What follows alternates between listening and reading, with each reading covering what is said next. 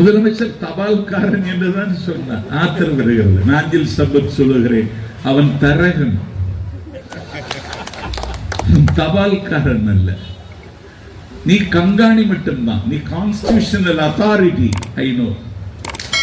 நீ இந்த அரசாங்கத்தை கண்காணிக்க வேண்டியவர். கட்டளை இடுவதற்கு அவருக்கு அதிகாரம் கிடையாது.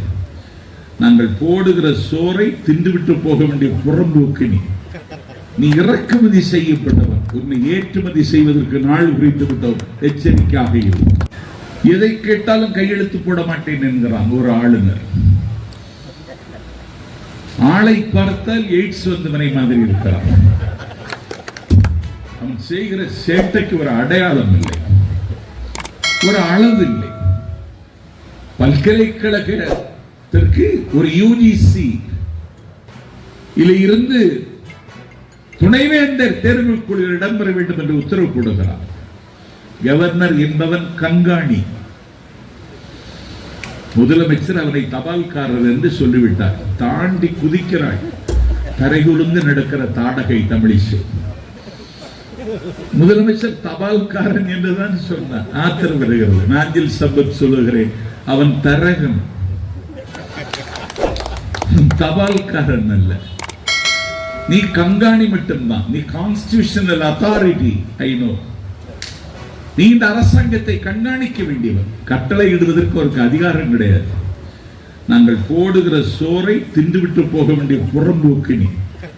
நீ இறக்குமதி செய்யப்பட்டவர். உன்னை ஏற்றுமதி செய்வதற்கு நாள் குறித்து விட்டவர். எச்சரிக்கையாக இரு. நீ ஏன் ஆதிக்கம் செலுத்துகிறாய்? தமிழ்நாடு என்று சொல்லக்கூடாது, தமிழகம் என்று சொல். நீ யார்?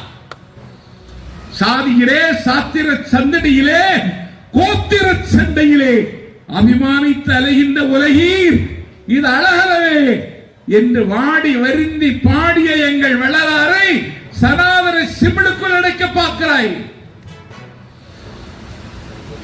தாழ கிடப்பாரை தலை தூக்குவதே தர்மம் என்று ஆதிக்கத்தில் அழிந்து கிடக்கிற மக்களுக்கு தலைப்பாகை கட்டுவதற்கு உரிமையை வாங்கி தந்த வைகுண்டரை இன்றைக்கு நீ சனாதன கிடங்களே தள்ள பார்க்கிறாய்.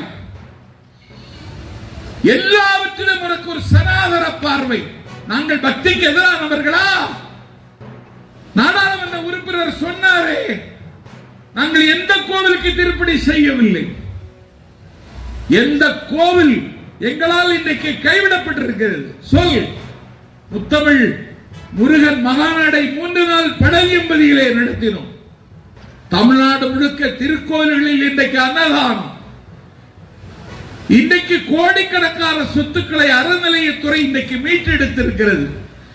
நாங்கள் பக்தர்களுக்கோ கடவுள் வழிபாட்டில் நம்பிக்கை உள்ளவர்களுக்கோ நாங்கள் மாறுபாடாக ஏதாவது காரியம் செய்தோமா?